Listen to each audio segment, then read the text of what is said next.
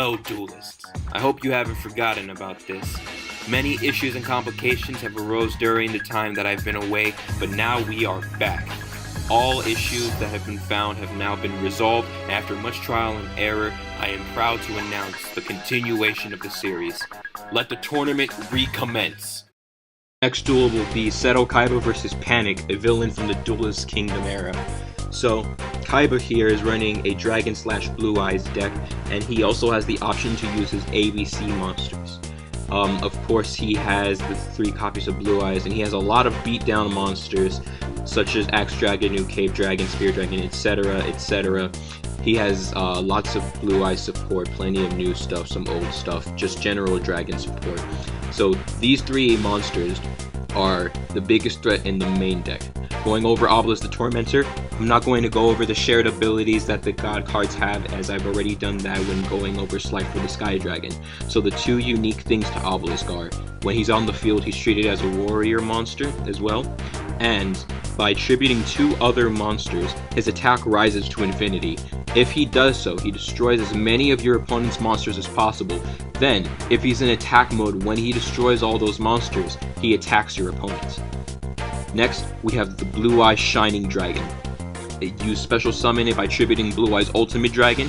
It gains 300 attack for every dragon monster in your graveyard. If a card effect targets it, you negate that effect.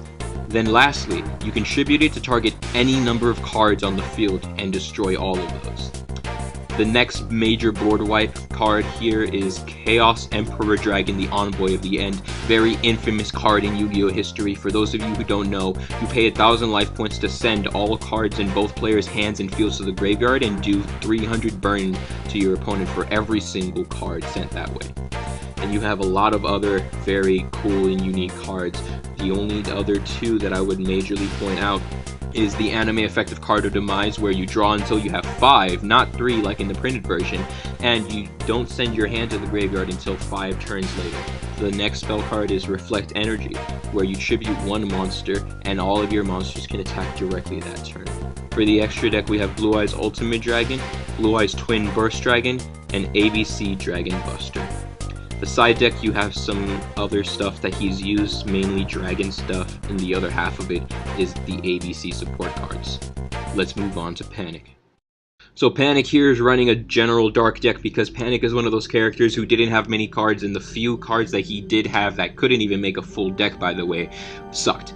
So here we have, these are the 3 biggest threats that he has. Monster-wise. Dark Nephthys, you can send it to the graveyard by banishing 2 dark monsters from your grave if you have at least 3. And when it revives itself on the next turn, you destroy a spell or trap card. Next up is Gores, another very famous card in Yu-Gi-Oh! History. Lots of people know what Gores does. If you don't, if you take damage, you special summon it from your hand and do one of 2 things. If it was battle damage, you get a token whose stat line is equal to the damage that you took, and if it was effect damage, you inflict that same amount.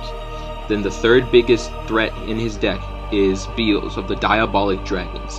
It can't be destroyed by battle or by card effect, and if any player takes a damage of any kind, he gains attack points equal to that damage. The rest of the stuff is just general dark support. The only card that he played in this entire deck in the anime was Castle of Dark Illusions.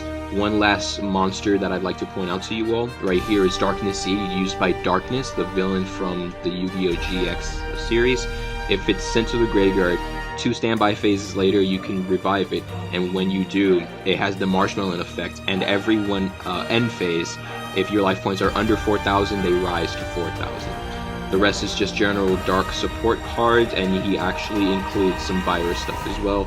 Nothing super crazy in the side deck, excuse me. Let's get on to the duel.